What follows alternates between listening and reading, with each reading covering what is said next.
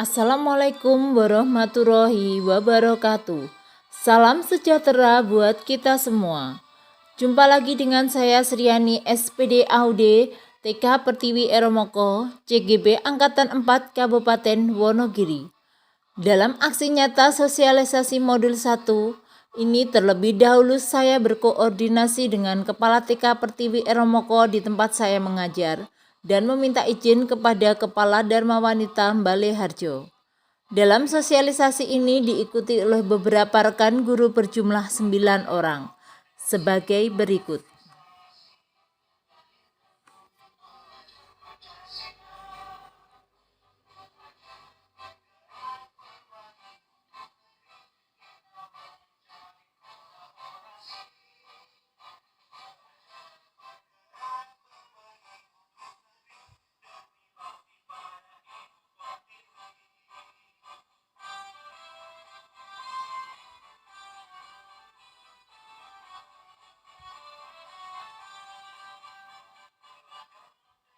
Assalamualaikum warahmatullahi wabarakatuh.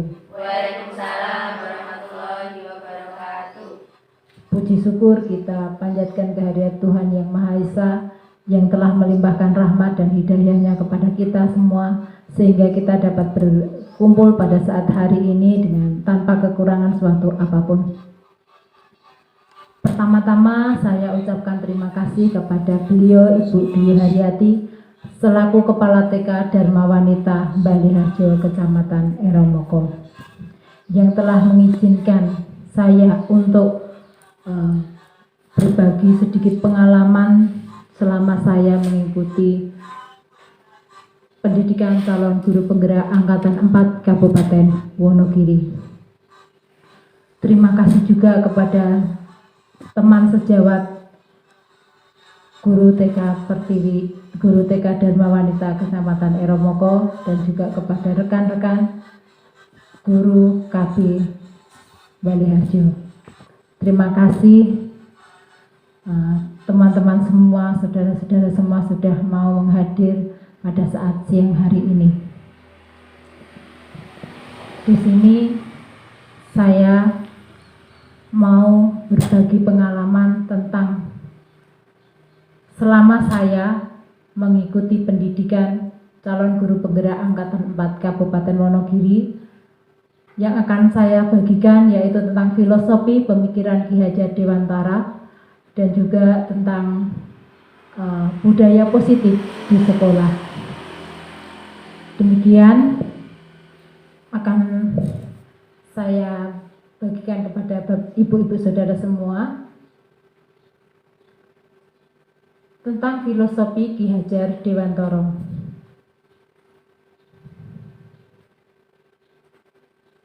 Ya. Di mana Ki Hajar Dewantara memiliki sebuah pemikiran, memiliki sebuah filosofi yang luar biasa tentang pendidikan di Indonesia yang dikenal oleh bangsa atau rakyat Indonesia ini, yaitu ing ngaso sung tulodo ing madya mangun karso tuturi handayani. Di depan memberi dorongan, di tengah memberi sebuah kekuatan. Dan juga Ki Hajar Dewantara memiliki konsep tentang pendidikan yang didasarkan pada asas kemerdekaan yang memiliki arti bahwa manusia diberi kebebasan dari Tuhan Yang Maha Esa untuk mengatur kehidupannya dengan tetap sejalan dengan aturan yang ada di masyarakat. Siswa harus memiliki jiwa merdeka dalam arti merdeka secara lahir dan batin serta tenaganya. Ki Hajar Dewantara memiliki istilah sistem among, yakni melarang adanya hukuman dan paksaan kepada anak didik karena akan mematikan jiwa merdeka serta mematikan kreativitas anak tersebut. Di mana kita sebagai guru di PAUD atau di TK atau di KB, kita sebagai guru harus mengerti, selalu menanamkan budi pekerti dan sopan santun di setiap hari dalam kehidupan kita di sekolah. Dan juga untuk pendidikan kita harus supaya anak itu tidak merasa tertekan, supaya anak itu tidak merasa dipaksa. Kita harus bisa mengamong dan juga kita harus menerapkan bermain sambil belajar, belajar sambil bermain, karena pokok pemikiran filosofi Ki Hajar Dewantara adalah bermain adalah salah satu tuntunan jiwa anak, sehingga permainan yang mendidik diperlukan di dalam kita mengajar anak didik kita. Dan berikutnya, tujuan pendidikan yaitu menentukan segala kodrat yang ada pada anak-anak agar mereka dapat mencapai keselamatan dan kebahagiaan yang setinggi-tingginya, baik sebagai manusia maupun sebagai anggota masyarakat. Oleh sebab itu, pendidikan itu hanya dapat menuntun tumbuh atau hidupnya kekuatan kodrat yang ada pada anak-anak agar dapat memperbaiki lakunya, bukan dasarnya, hidup dan tumbuhnya kekuatan kodrat anak. Karena itu filosofi Ki Hajar Dewantara mengibaratkan sekolah adalah ladang dan guru adalah petaninya, dan juga murid adalah benihnya, yang mana sekolah itu menjadi ladangnya dan anak-anak menjadi benihnya yang ditabur, dan gurunya harus bisa mampu memberikan pupuk, menanam itu memberikan pupuk supaya anak-anak itu tumbuh seperti dengan padi yang ditanam di sawah tersebut.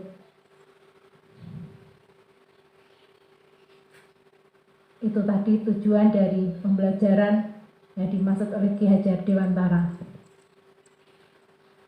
yang mana sekolah harus merdeka belajar, di mana di sekolah kita harus menciptakan suasana belajar yang bahagia tanpa dibebani dengan pencapaian skor atau nilai tertentu.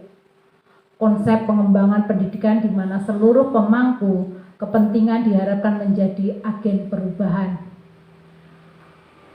Partisipasi siswa-siswi dalam pendidikan Indonesia yang merata, pembelajaran yang efektif, dan tiadanya ketertinggalan anak didik kita. Yang mana selama ini pembelajaran itu selalu membebani anak. Kenapa saya katakan membebani anak?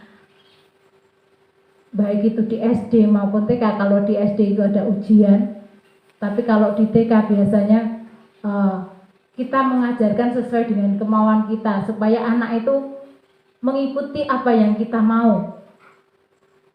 Kita buat, oh ini loh anak itu seperti ini, tetapi kita tidak mementingkan, oh anak ini, karena anak ini mempunyai karakter yang berbeda-beda. Nah ini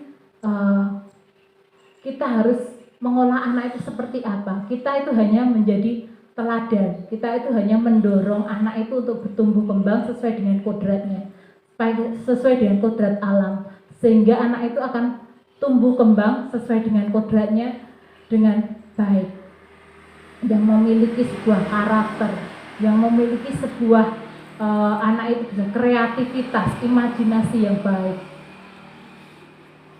seperti itu.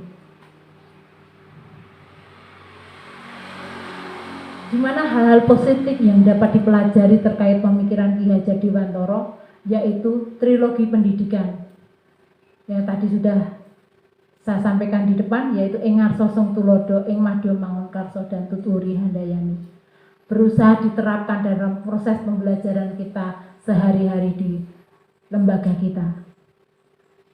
Pendidikan hendaknya memerdekakan anak, memberikan kebebasan anak dalam belajar.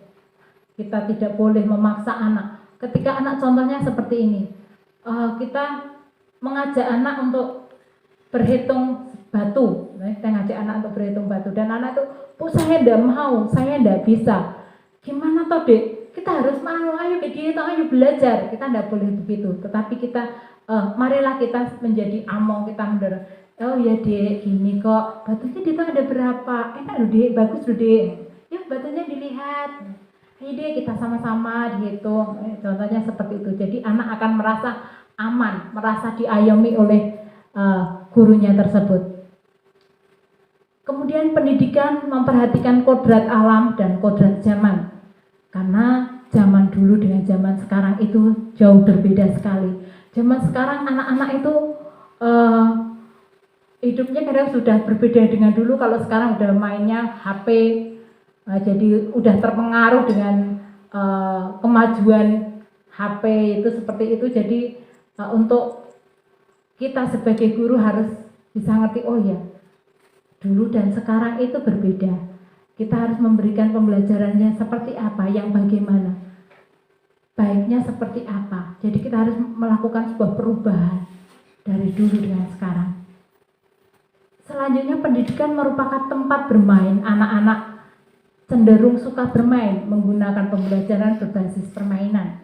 Seperti di awal tadi, kita sebagai guru-guru PAUD, baik TK maupun KB, kita akan mengajar anak didik kita itu dengan alat bermain. Mungkin contohnya seperti ini, mungkin sudah ya semuanya, saya rasa sudah menggunakan alat bermain untuk kita belajar. Contohnya pakai balok-balok maupun pakai alat bermain yang lain seperti itu, boneka dan yang lain sebagainya yang menarik anak. Mungkin seperti gambar di sini juga ada ya di situ.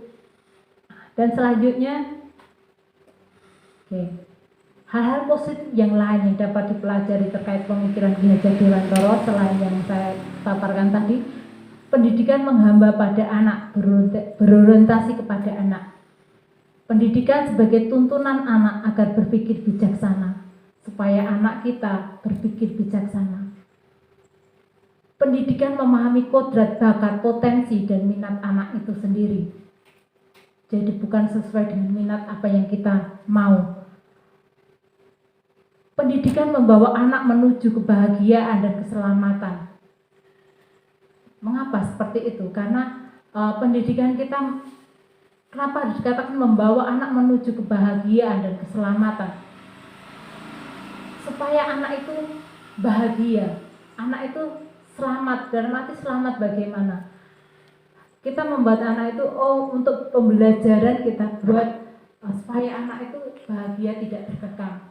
Sehingga jiwanya, mentalnya anak itu tidak down, mentalnya tidak kacau karena pendidikan yang tidak mengutamakan anak, seperti itu. Dan selanjutnya, pendidikan mengintegrasikan budaya lokal, meliputi adat, kesopanan, sopan santun, etika dalam pembelajaran. Jadi etika kita dalam pembelajaran, kita harus memberikan teladan setiap hari dalam kita mendidik anak kita, seperti dengan keteladanan yang berkarakter bangsa Indonesia. Selanjutnya, trisentra pendidikan melibatkan pendidikan sekolah, orang tua, dan masyarakat dalam proses pendidikan, di mana kita harus berkolaborasi dengan pihak sekolah, dengan teman sejawat, dengan orang tua, anak didik kita, maupun dengan masyarakat sekitar kita.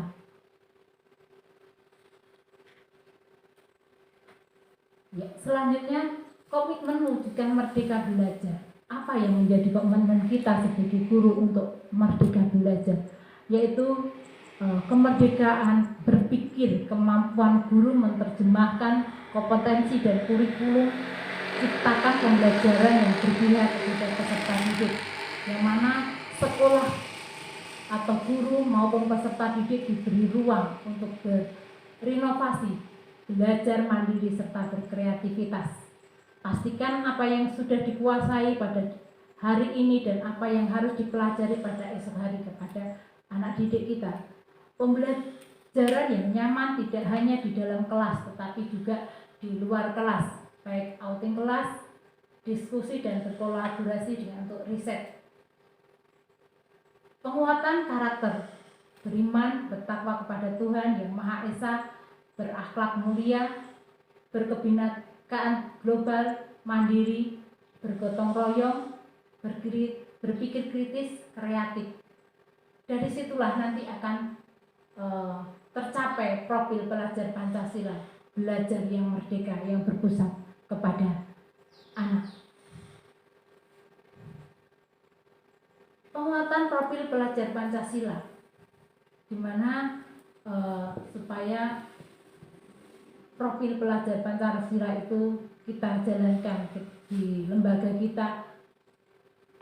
kita akan menanamkan baik beberapa sesuai dengan keyakinan anak itu, baik itu kita tanamkan pendidikan di keagamaan ya, itu perlu kita tanamkan di dalam lembaga kita, baik untuk anak yang beragama Islam, beragama Kristen, Buddha, Hindu, kita tanamkan di situ sesuai dengan keyakinan anak, dan juga kita tanamkan nilai moral kepada anak.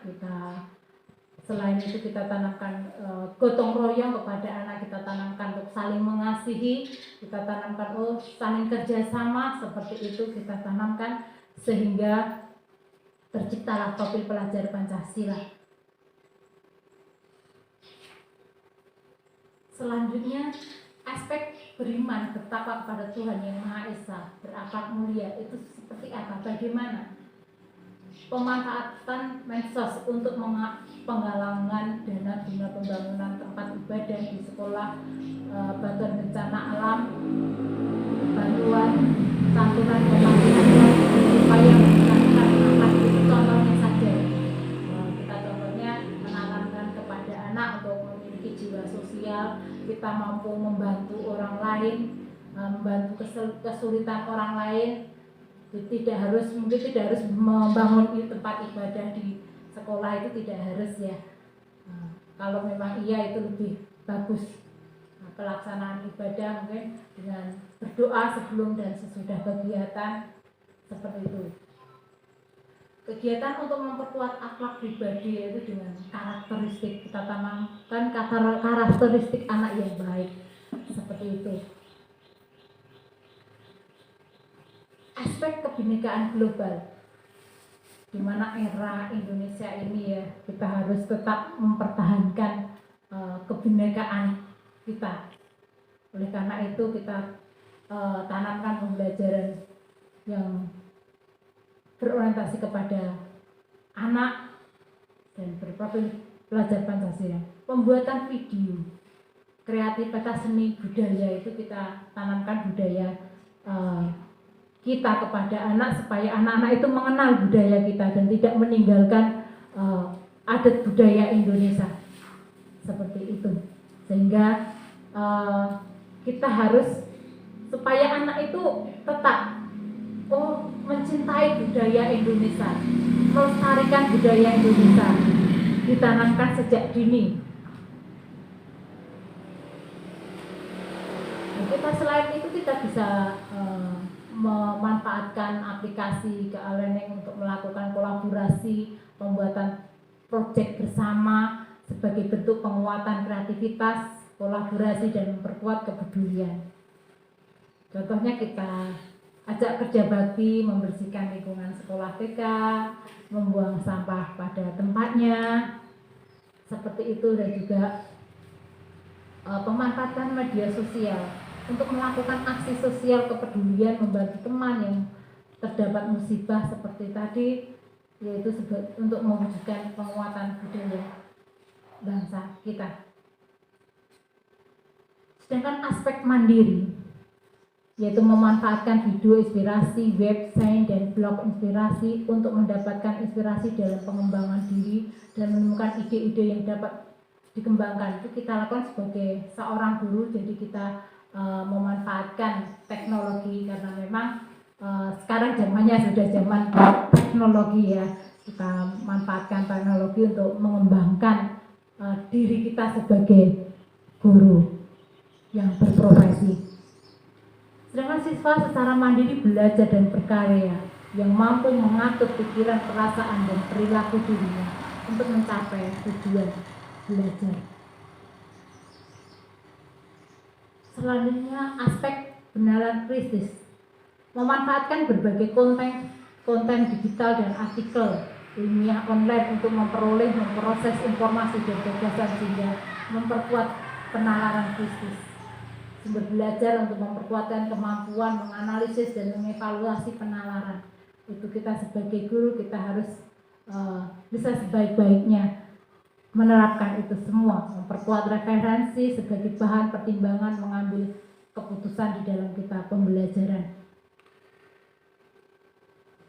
aspek kreatif, di mana kita sebagai guru kita harus kreatif dalam menghasilkan gagasan yang orisinal yang dapat dikembangkan, menghasilkan karya dan tindakan yang orisinal.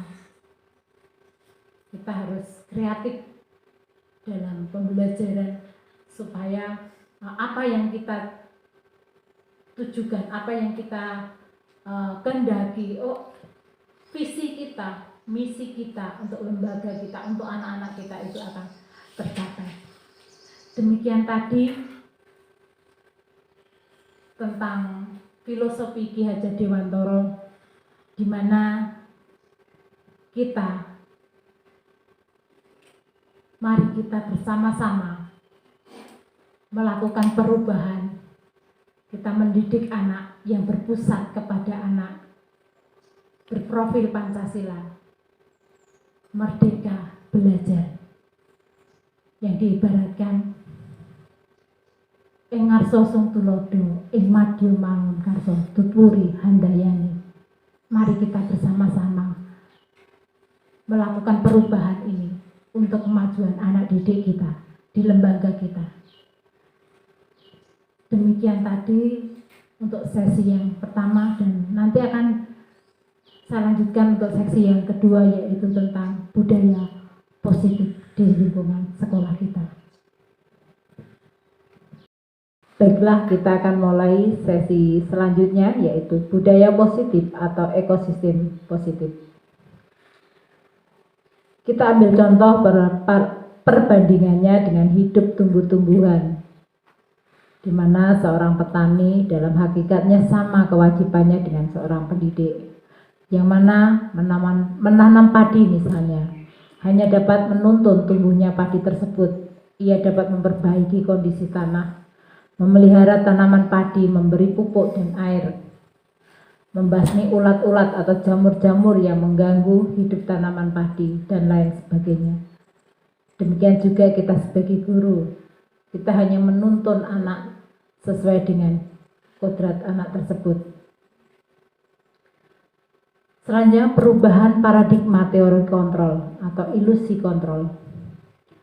Ilusi guru mengontrol murid. Ilusi bahwa kritik dan membuat orang merasa bersalah dapat menguatkan karakter. Ilusi bahwa semua penguatan positif, efektif, dan bermanfaat. Ilusi bahwa orang dewasa memiliki hak untuk memaksa. Perubahan paradigma stimulasi respon teori. Bisakah kita mengontrol seseorang? Contohnya stimulasi respon. Kita mencoba mengubah orang agar berpandangan sama dengan kita. Itu termasuk teori kontrol. Kita berusaha memahami pandangan orang lain tentang dunia. Stimulasi respon yang selanjutnya, contohnya perilaku buruk dilihat sebagai suatu kesalahan. Termasuk dalam teori kontrol, semua perilaku memiliki tujuan. Orang lain bisa mengontrol saya. Hanya ada yang bisa mengontrol diri Anda. Demikian juga saya bisa mengontrol orang lain, tapi Anda tidak bisa mengontrol orang lain. Pemaksaan Anda pada saat bujukan gagal, teori kontrolnya bagaimana? Kolaborasi dengan konsensus menciptakan pilihan-pilihan baru. Model berpikir menang atau kalah. Teori kontrolnya sama, model berpikir menang atau kalah. Apakah makna disiplin? Disiplin berasal dari bahasa Latin disciplin, yang artinya belajar. Makna asal dari kata ini berkonotasi dengan disiplin diri dari murid-murid Socrates dan Plato. Disiplin diri membuat orang menggali potensinya menuju sebuah tujuan, apa yang dia hargai. Namun, dalam budaya kita, makna kata disiplin telah berubah menjadi sesuatu yang dilakukan seseorang pada orang lain untuk mendapatkan kepatuhan. Kecenderungan umum adalah menghubungkan kata disiplin dengan ketidaknyamanan, bukan dengan apa yang kita hargai atau pencapaian suatu tujuan media. Dengan teori yang selanjutnya yaitu teori motivasi perilaku manusia. Motivasi eksternal untuk menghindari ketidaknyamanan atau hukuman. Apa yang akan terjadi apabila saya tidak melakukannya? Motivasi eksternal untuk mendapatkan imbalan dari orang lain, institusi. Apa yang akan saya dapatkan apabila saya melakukannya? Pertanyaannya selanjutnya, untuk menghargai diri sendiri, menjadi insan sesuai harapan kita. Saya akan menjadi orang yang seperti apa bila saya melakukannya?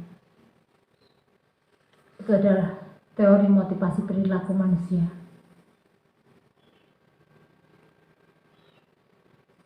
Menurut Ki Hajar Dewantoro, merdeka itu artinya kita tidak hanya terlepas dari perintah, akan tetapi juga cakap buat memerintah dari diri sendiri. Jadi tidak hanya memerintah orang lain, tapi cakap memerintah diri sendiri dalam arti saya harus seperti ini. Langkah apa yang harus saya lakukan? Saya harus bagaimana? Seperti itu. Dimana kita harus membudayakan budaya positif di dalam lingkungan kita bekerja, baik itu di lembaga kita bekerja maupun di masyarakat maupun di rumah, sekalipun kita tetap harus membudayakan budaya positif. Lingkungan yang positif kita budayakan, baik di dalam lingkungan kelas kita, dengan anak didik kita budayakan budaya positif. Dan kita memberikan kesepakatan dengan anak didik kita, memberikan peraturan-peraturan kelas, keyakinan kelas untuk menciptakan budaya positif.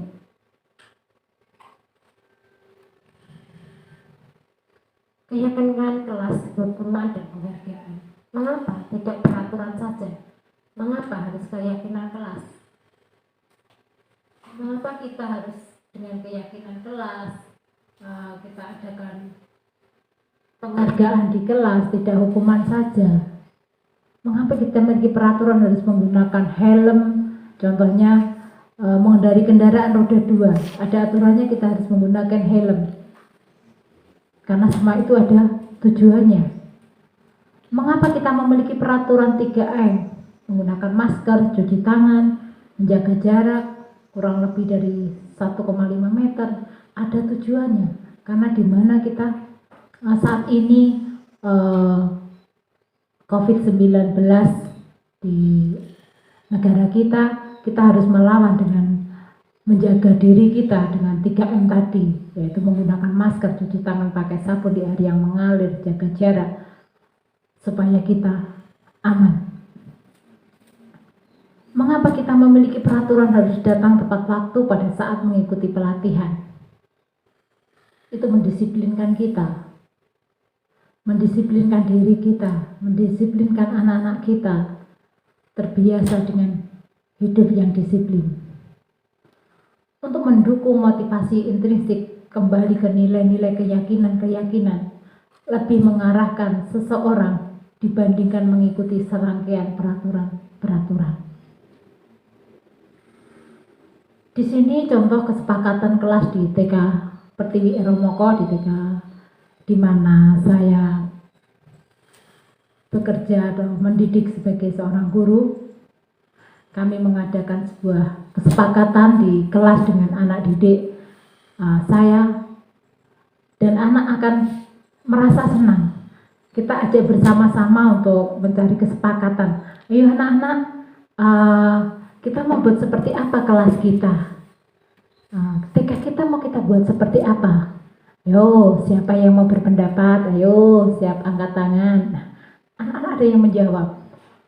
Bu cuci tangan, Bu pakai masker, yang satunya Bu datang tepat waktu. Wah ternyata hebat-hebat anak kita. Ada juga Bu membuang sampah pada tempatnya, luar biasa. Anak-anak kita kita beri rangsangan, ternyata mereka mengungkapkan pendapat mereka untuk mencapai sebuah kesepakatan di kelas, sehingga kelas kami TK Pertiwi Eromoko itu ada beberapa kesepakatan yang kami sama anak didik kami sepakati, dan ini dirancang bersama-sama, bukan ditentukan oleh gurunya tapi ditentukan oleh sama-sama, dan itu anak akan merasa enjoy, akan merasa enak.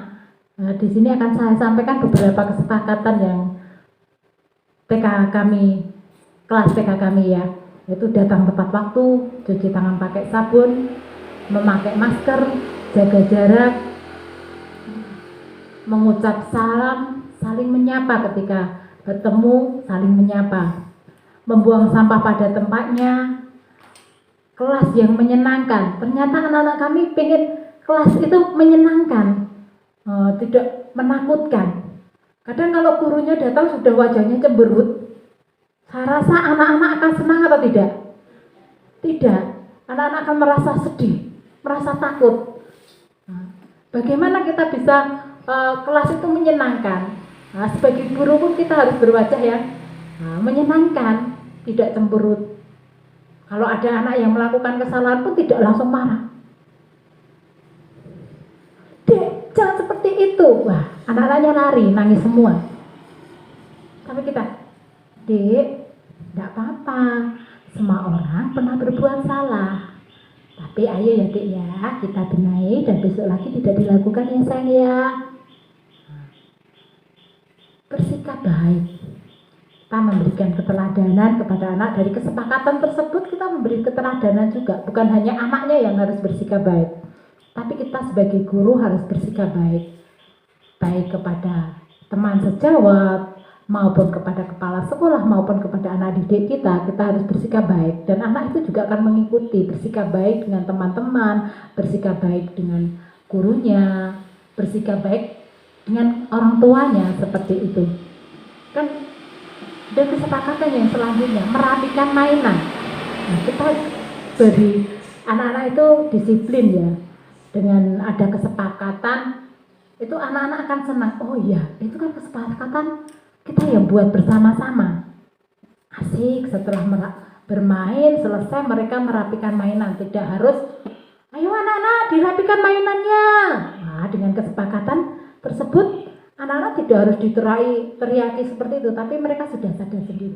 Oh iya ya, kemarin kesepakatannya merapikan mainan setelah digunakan. Anak-anak akan dengan sendirinya merapikan mainan itu setelah mereka selesai menggunakan permainan. Nah, waktu itu ada yang setelah kesepakatan itu kan di sini ada kesepakatan memakai masker ya. Di TK saya kebetulan ada anak yang tidak memakai masker. Itu Bu Guru tanya, halo cantik, iya Bu Guru. Wah wajahnya seneng ya dia, dibilang cantik, halo cantik. Iya Bu Guru. Kenapa sayang kok tidak pakai masker? Sumpek. Sumpek. Jadi maskernya bukannya ditaruh di sini tetapi ditaruh di leher. Katanya sumpek Bu Guru. Loh, gimana kesepakatan kelas kemarin? Iya ya Bu Guru ya, harus pakai masker. Nah, akhirnya pakai masker. Dan bersyukur setelah ada kesepakatan kelas itu anak-anak didik kami itu selalu pakai masker. Selalu dipakai pada tempatnya, tidak di leher lagi, tetapi memang harus menutupi mulut dan hidung. Luar biasa, benar-benar anak kita itu ketika kita didik dari awal, karena memang anak itu adalah usia keemasan. Ketika kita didik, itu akan usia keemasan, usia meniru, mudah dibentuk. Mau dibawa kemana anak itu? Kalau kita beri keteladanan yang baik, anak itu akan meneladani hal yang baik.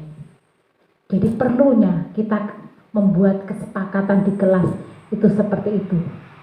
Jadi anak-anak tidak merasa terkekang, anak-anak akan merasa senang dan juga merasa oh iya, sadar sendiri, seperti itu. Karena dengan peraturan-peraturan itu kalau kita memaksakan peraturan-peraturan itu akan hukuman itu bukan menyenangkan anak. Ketika kita disiplinnya tinggi, kasih sayangnya rendah, itu akan membuat anak itu bukannya menjadi anak yang tertib, tetapi akan menjadi anak yang pemberontak. Dia akan memberontak. Aku seperti ini, nggak senang aku, dan seperti itu. Karena setiap hukuman itu ada konsekuen ya untuk anak-anak ya. Jadi anak-anak akan merasa malah nanti akan minder. Selain minder itu nanti akan down kalau kita kasih hukuman. Oh, ayo kamu berdiri, ayo kamu lari. Ketika dia pas kesepakatannya harus membawa sampah pada tempatnya dan anak itu tidak membuang. Dik, bagi hukumannya ayo kamu tidak membuang sampah di tempatnya, ayo lari. Nah, anak-anak akan takut. Nah, mentalnya akan turun. Tetapi ketika kita dengan halus, ayo dek, kesepakatannya kemarin bagaimana, kita buang sampah pada tempatnya yuk. Nah, seperti itu. Itu akan luar biasa. Kita akan menumbuhkan karakter anak yang baik dan berbudaya positif. Karena dihukum oleh penghargaan itu akan berpengaruh, baik pengaruh jangka pendek dan jangka panjang pada anak-anak tersebut. Tetapi kalau kita hargai anak, itu anak akan termotivasi. Oh, anak kau luar biasa dek, kau hebat. Nah, itu akan memotivasi anak itu sendiri. Dan kita sebagai guru, kita memiliki tindakan. Karena apa? Karena anak apa yang anak butuhkan? Pada dasarnya anak itu membutuhkan kasih sayang. Membutuhkan kesenangan, membutuhkan penguasaan, membutuhkan pengayoman dari seorang guru.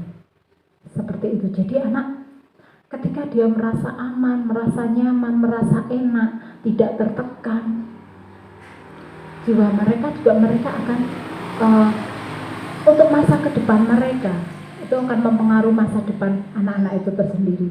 Dan anak itu akan berkembang sesuai dengan kodratnya, sesuai dengan zamannya, dan memiliki karakter yang luar biasa, karakter yang baik, karakter bangsa Indonesia yang akan sesuai dengan ideologi Pancasila.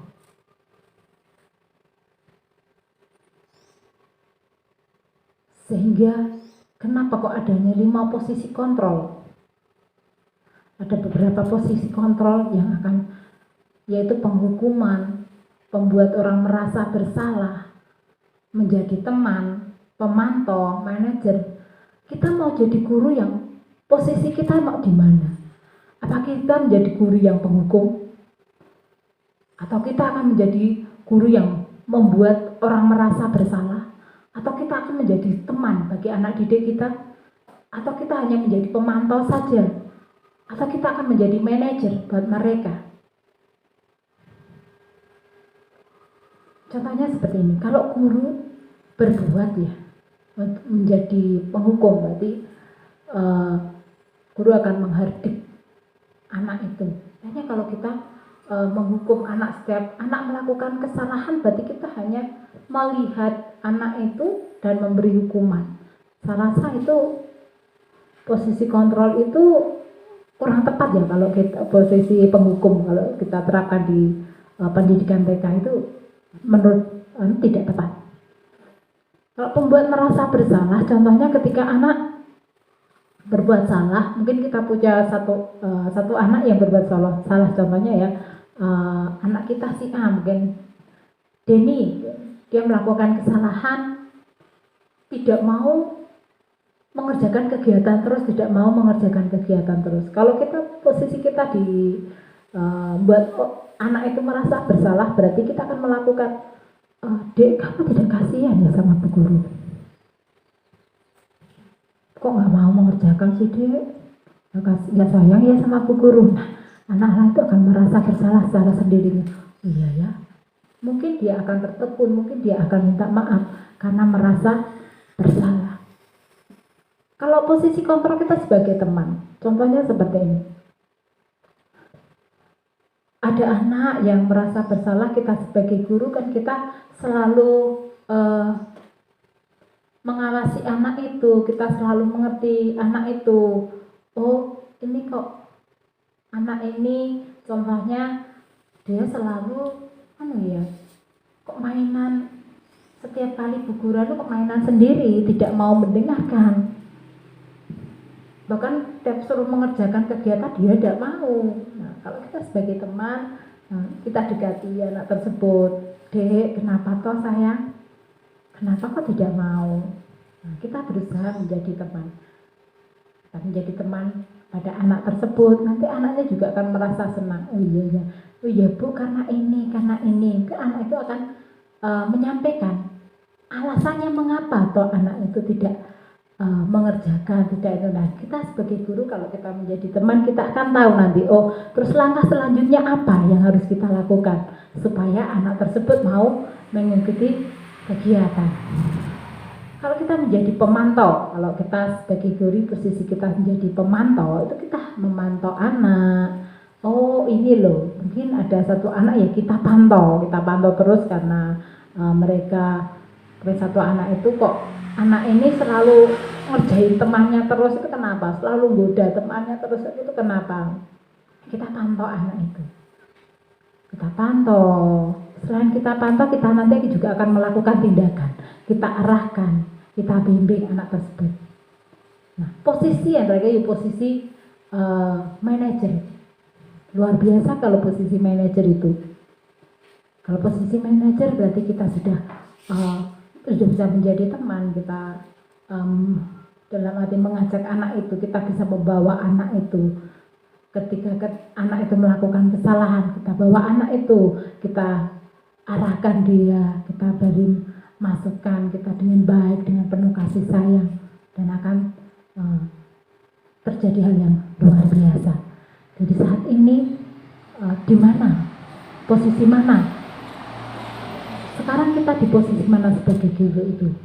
Atau di posisi penghukumkah kita? Atau di posisi membuat anak itu merasa bersalah? Atau posisi menjadi sebagai teman? Atau pemantau? Atau manajer? Kalau saya jujur saat ini baru menjadi teman, belum menjadi manajer, tapi menjadi teman bagi anak didik saya. Mungkin seperti itu.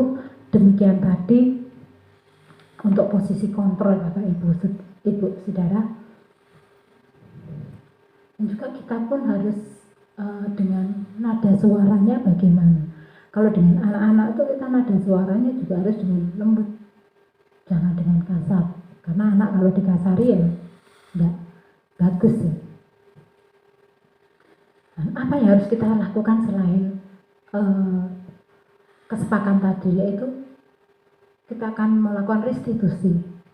Tadi sudah saya sampaikan tadi ya, kita melakukan restitusi. Restitusi adalah proses menciptakan kondisi bagi murid untuk memperbaiki kesalahan mereka, sehingga mereka bisa kembali pada kelompok mereka dengan karakter yang lebih kuat. Nah itu tadi sudah saya sampaikan bahwa seorang guru di posisi mana? Restitusi, yaitu mengontrol, mengendalikan si anak itu. Bagaimana toh kita akan mengubah? Kenapa kita harus menggunakan restitusi tersebut? Karena restitusi segitiga yang akan kita pakai.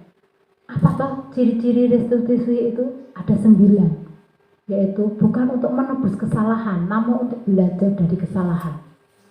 Dari kesalahan itu kita belajar untuk memperbaiki diri, memperbaiki hubungan.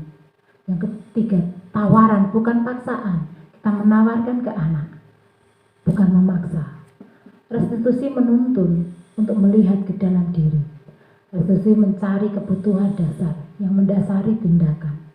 Restitusi diri adalah cara yang paling baik.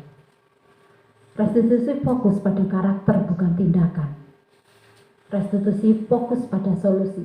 Yang terakhir, restitusi mengembalikan murid yang berbuat salah pada kelompoknya. Demikian tadi 9 ciri-ciri restitusi atau restitusi segitiga. untuk membuat murid yang merasa bersalah, gagal karena berbuat salah menjadi positif terhadap dirinya. Guru berkata, berbuat salah itu hal yang manusiawi, seperti yang sudah saya sampaikan di atas tadi. Tidak ada manusia yang sempurna. Bapak Ibu juga pernah berbuat salah. Kita pasti bisa menyelesaikan permasalahan ini. Bapak Ibu tidak tertarik untuk mencari tahu siapa yang benar, siapa yang salah. Bapak Ibu lebih tertarik untuk menyelesaikan masalah. Kalau kamu menyalahkan dirimu sendiri terus-menerus, apakah kamu bersikap baik pada dirimu sendiri? Nah, itu anak-anak akan merasa bersalah dan mau memperbaiki kesalahan mereka.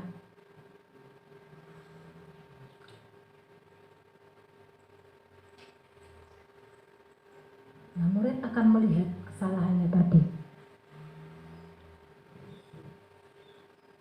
Demikian tadi sikap budaya positif yang harus kita terapkan setiap hari di lingkungan lembaga atau sekolah kita. Mari ibu-ibu semua, kita wujudkan pelajar Pancasila yang merdeka belajar dan berbudaya positif. Sehingga kita akan mencetak generasi muda, anak-anak bangsa yang berkarakter, yang mandiri, yang kreatif, mampu memimpin dirinya sendiri di masa depan. Ketika kita atau anak-anak kita nanti mampu memimpin dirinya sendiri, berarti dia juga mampu memimpin orang lain. Demikian tadi sesi 1, sesi 2 sudah kami sampaikan. Terima kasih. Semoga bermanfaat baik untuk saya sendiri, buat ibu-ibu semua, dan buat lembaga TK PAUD ibu-ibu semua. Sekian, terima kasih. Salam bahagia. Wassalamualaikum warahmatullahi wabarakatuh.